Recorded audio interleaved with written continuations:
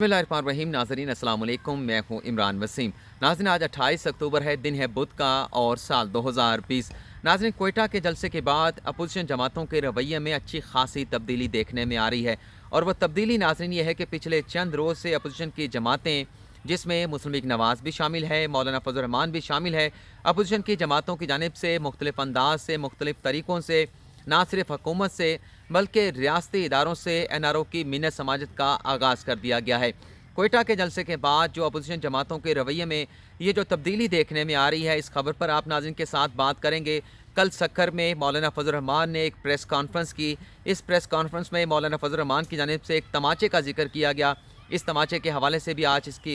इस वीडियो में हम बात करेंगे, लेकिन इससे पहले तीन छोटी छोटी खबरें आप नाज़रीन के साथ में डिस्कस करना चाहूँगा। आज सुप्रीम कोर्ट में जस्टिस काजी फायसा केस की समाअत का अहवाल आप नाज़रीन को बताएंगे। सुप्रीम कोर्ट में मतीउल्लाह जान तौहीन अदालत केस की समाअत हुई। इस अदालती कार्रवाई की तफसीलात आप नाज़रीन के सामने रखेंगे, जबकि इंसदाद दहशत गर्दी की अदालत की जानिब से आगा इफ्तिखारुद्दीन मिर्ज़ा के हक़ में एक फ़ैसला सुनाया गया है। इस फ़ैसले की तफसीलात भी आप नाज़रीन के साथ शेयर करेंगे। तो सबसे पहले जस्टिस काजी फायसा केस की समाअत के हवाले से आप नाज़रीन के साथ बात कर लेते हैं। आज जस्टिस उमरता बंदयाल की सरबराही में 7 रुकनी बेंच ने जब समाअत का आगाज़ किया तो कोई भी वकील, चाहे उसका ताल्लुक़ जो है वो जस्टिस काजी फायसा के साथ था, सुप्रीम कोर्ट बार एसोसिएशन के साथ था, पाकिस्तान बार काउंसिल के साथ था, कोई भी वकील अदालत में पेश नहीं हुआ। जस्टिस काजी फायसा के एडवोकेट ऑन रिकॉर्ड जो है वो आज अदालत में पेश हुए। उनकी जानिब से अदालत से ये इस्तदा की गई कि सुप्रीम कोर्ट ने अपना तफसीली फ़ैसला जो है वो ताख़ीर के साथ सुनाया है, तो आज इस केस की समाअत को मुलतवी किया जाए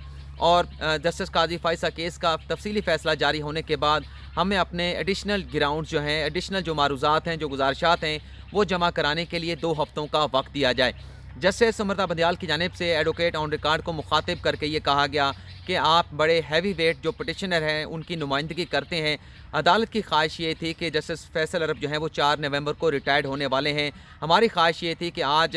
अदालती कार्रवाई का बाकायदा आगाज़ हो जाता और जिस वकला की जानिब से भी एडिशनल ग्राउंड जमा कराने हैं, अदालती कार्रवाई के दौरान वो एडिशनल ग्राउंड या गुजारिशात जमा करा दी जाती। लेकिन जस्टिस उमरता बंदयाल ने कहा कि चूँकि इल्तवा की दरख्वास्त आ चुकी है तो लिहाजा हम कितने दिनों का आपको वक्त दे दें, जिस पर एडवोकेट ऑन रिकॉर्ड की जानिब से कहा गया कि 2 हफ़्तों का वक्त जो है वो जस्टिस काजी फायसा के जो वकील हैं मुनीर मलिक उनकी जानिब से मांगा गया है। जिसके बाद आज की अदालती कार्रवाई को जस्टिस उमरता बंदयाल की जानिब से 16 नवंबर से शुरू होने वाले अदालती हफ्ते तक मुलतवी कर दिया गया है। अब 16 नवंबर से जो अदालती हफ्ता शुरू होगा उसमें जस्टिस काजी फायसा केस में नज़रसानी दरख्वास्तों को समाअत के लिए मुकर्रर किया जाएगा। मतीउल्लाह जान तौहीन अदालत केस की समाअत चीफ जस्टिस की सरबराही में 3 रुकनी बेंच ने की, जिसमें जस्टिस मुशीर आलम और जस्टिस इजाज़ुल एहसन भी शामिल थे। आज की अदालती कार्रवाई में मतीउल्लाह जान के वकील की जस्टिस इजाज़ुल एहसन के साथ तकरार भी हुई। आज की अदालती कार्रवाई के आगाज़ में अटॉर्नी जनरल की जानिब से जो मतीउल्लाह जान के अगवा का मामला है, अगवा के हवाले से पुलिस की रिपोर्ट जो है वो अदालत के सामने पेश की गई। चीफ जस्टिस ऑफ पाकिस्तान की जानिब से IG इस्लामाबाद पुलिस की रिपोर्ट पर यह कहा गया कि मतीउल्लाह जान के अगवा के हवाले से जो रिपोर्ट IG पर इस्लामाबाद की जानिब से जमा कराई गई है, लगता यह है कि जो तहकीकाती टीम बनाई गई है वो एक दायरे के गिर्द घूम रही है और कोई नतीजा अभी तक अगवा की तहकीकात के हवाले से कोई नतीजा बरामद नहीं हो सका। चीफ जस्टिस ऑफ पाकिस्तान ने अटॉर्नी जनरल से ये पूछा कि IG इस्लामाबाद खुद किधर हैं, जिस पर अदालत को ये बताया गया कि IG जो है वो छुट्टी पर चले गए हैं, आज अदालत में पेश नहीं हुए। जिस पर चीफ जस्टिस ऑफ पाकिस्तान का ये कहना था कि चूँकि आज तौहीन अदालत केस की समाअत थी तो इसलिए जो IG इस्लामाबाद थे वो रुखसत पर चले गए। इसके इस्तफसार पर अटॉर्नी जनरल अदालत को ये बताया कि IG इस्लामाबाद अलील हैं, इस वजह से अदालत में पेश नहीं हो सके। चीफ जस्टिस ऑफ पाकिस्तान का ये कहना था कि मतीउल्लाह जान के अगवा के हवाले से जो रिपोर्ट इस्लामाबाद पुलिस की जानिब से जमा कराई गई है ये किसी लिहाज से भी इत्मीनान बख्श नहीं है और इस बात का एतराफ़ अटॉर्नी जनरल की जानिब से भी किया गया। यहाँ पर मतीउल्लाह जान के वकील जहांगीर जदून ने अदालत में बात की। उनका अदालत में ये कहना था कि पुलिस की जानिब से जो शवाहिद हैं उन्हें डिस्ट्रॉय किया जा रहा है, पुलिस की जानिब से दावे बहुत किए जा रहे हैं, लेकिन अब तक जितनी भी तहकीकात इस्लामाबाद पुलिस की जानिब से की जा रही है उसका कोई रिज़ल्ट सामने नहीं आ सका। यहाँ पर जस्टिस इजाज़ुल एहसन की जानिब से कुछ बात करने की कोशिश की गई, कुछ सवाल करने की कोशिश की गई, लेकिन मतीउल्लाह जान के जो वकील थे जहांगीर जदून वो अपनी बात करते चले गए, जिस पर जस्टिस इजाज़ुल एहसन ने बरमी का इजहार भी किया और मतीउल्लाह जान के वकील को मुखातिब करके ये कहा कि मुकदमे की समाअत तो जारी है, आपको जल्दी क्या है, केस की समाअत जो है वो मुलतवी नहीं की जा रही। जस्टिस इजाज़ुल एहसन का ये कहना था کہ مطیع جان کے اغوا کا جو معاملہ ہے وہ متعلقہ ٹرائل کورٹ میں چلے گا، سپریم کورٹ میں اغوا کے معاملے کی سماعت نہیں ہوگی، لیکن عدالت اپنی تسلی کے لیے جو ہے پولیس کی جو تحقیقات ہے اس کا جائزہ لے رہی ہے۔ اس کے بعد عدالت نے باقاعدہ یہ حکم دیا ہے کہ جو ٹیم مطیع جان کے اغوا کی تحقیقات کر رہی ہے اس کو تبدیل کیا جائے، اور 1 ماہ کے اندر مطیع جان کے اغوا کے حوالے سے مفصل رپورٹ جو ہے باقاعدہ رزلٹ کے ساتھ، آؤٹ کم کے ساتھ عدالت میں جمع کرائی جائے۔ مطیع جان کے توہین عدالت کیس کے حوالے سے چیف جسٹس آف پاکستان نے استفسار کیا کہ کیا آج مطیع جان پر فرد جرم عائد ہونی ہے، جس پر اٹارنی جنرل کی جانب سے کہا گیا کہ مطیع جان پر فرد جرم عائد نہیں ہونی، جس کے بعد چیف جسٹس آف پاکستان کی جانب سے کہہ دیا گیا کہ پھر آئندہ سماعت پر اسی مقدمے پر مزید سماعت جو ہے وہ کی جائے گی۔ تو یہاں پر مطیع جان کی کیس کی سماعت کا احوال ختم ہوتا ہے۔ اب ہم بات کر لیتے ہیں انسداد دہشت گردی کی عدالت میں آغا افتخار الدین مرزا، جن کی جانب سے ایک ڈسپیوٹڈ ویڈیو جو ہے وہ یوٹیوب چینل پر اپلوڈ کی گئی تھی، جس پر چیف جسٹس آف پاکستان کی جانب سے از خود نوٹس لیا گیا تھا، اور اہلیہ جسٹس قاضی فائزہ کی جانب سے بھی آغا افتخار الدین مرزا کے یوٹیوب چینل پر جو ویڈیو اپلوڈ کی گئی تھی اس پر ایک ایف آئی آر کے اندراج کے لیے تھانہ سیکریٹریٹ میں درخواست دائر کی گئی تھی، لیکن بعد میں وہ معاملہ جو ہے وہ ایف آئی اے کو بھجوا دیا گیا تھا، اور ایف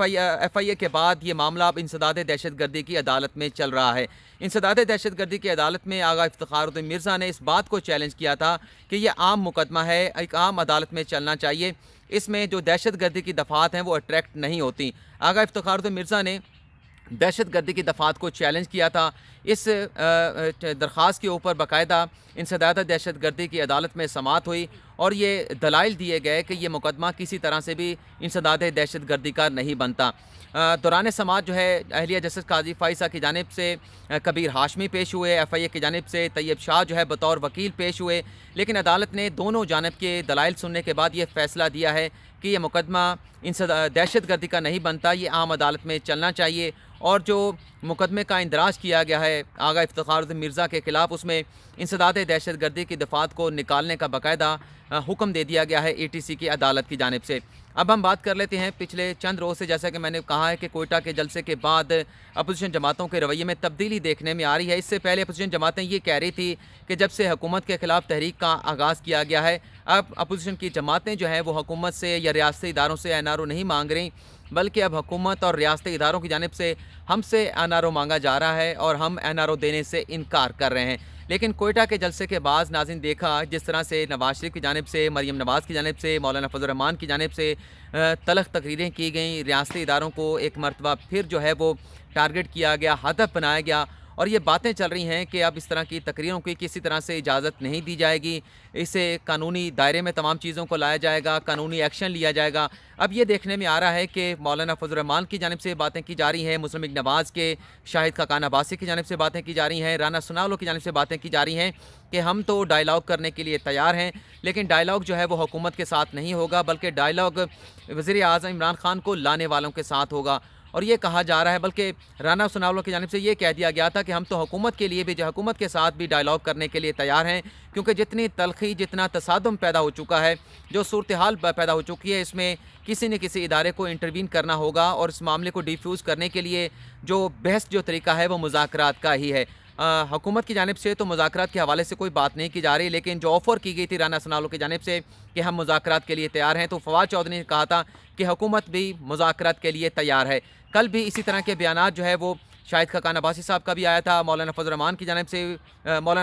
جانب سے بھی دبے الفاظ میں اسی قسم کی باتیں کی جا رہی ہیں کہ مذاکرات کیے جائیں گے، اور ناظرین مذاکرات کا جو مطالبہ کیا جا رہا ہے اس شخص کے ساتھ کیا جا رہا ہے جس پر تنقید کی جا رہی ہے اپوزیشن کے جلسوں میں، پی ڈی ایم کے جلسے میں، اور نواز شریف کی جانب سے اس شخصیت کو، آرمی چیف کو ڈائریکٹلی ٹارگٹ کیا جا رہا ہے، لیکن مذاکرات کا مطالبہ بھی کیا جا رہا ہے تو اسی شخص کے ساتھ کیا جا رہا ہے کہ اگر مذاکرات کریں گے تو وہ بھی آرمی چیف کے ساتھ کریں گے، جس میں D G I S I general Faiz Hameed بھی موجود ہوں۔ تو یہ ناظرین ڈیولپمنٹ دیکھنے میں آ رہی ہے کہ ایک طرف تو کہہ رہے تھے، بلکہ جو اے پی سی میں فیصلہ کیا گیا تھا، یہ کیا گیا تھا کہ اب کسی بھی فوجی کے ساتھ اپوزیشن کے نمائندے کسی طرح کی ملاقات نہیں کریں گے، لیکن اب پی ڈی ایم کے پلیٹ فارم سے اپوزیشن کی جماعتوں نے اب دبے الفاظ میں اور واضح الفاظ میں یہ کہنا شروع کر دیا کہ ہم مذاکرات کے لیے تیار ہیں اور سچویشن کو ڈیفیوز کرنا چاہتے ہیں، کیونکہ اس کے علاوہ کوئی چارہ نہیں ہے، کوئی حل نہیں ہے کہ جو پولیٹیکل ٹیمپریچر اتنا اوپر جا چکا ہے، اسے ڈیفیوز کرنے کے لیے ہم مذاکرات کے ٹیبل پر بیٹھنے کے لیے تیار ہیں۔ لیکن ریاستی اداروں کی جانب سے اور حکومت کی جانب سے اس تمام جو موقف اب اپوزیشن کی جانب سے اپنایا جا رہا ہے، کوئی جواب جو ہے وہ نہیں دیا گیا۔ لیکن کل مولانا فضل الرحمان نے جو ایک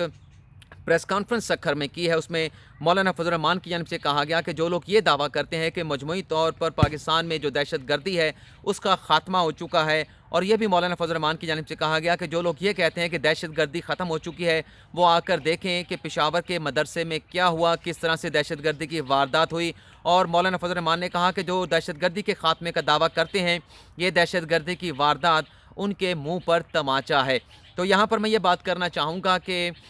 مسلم لیگ نواز کے اگر جو رہنما ہیں ان کی اگر آپ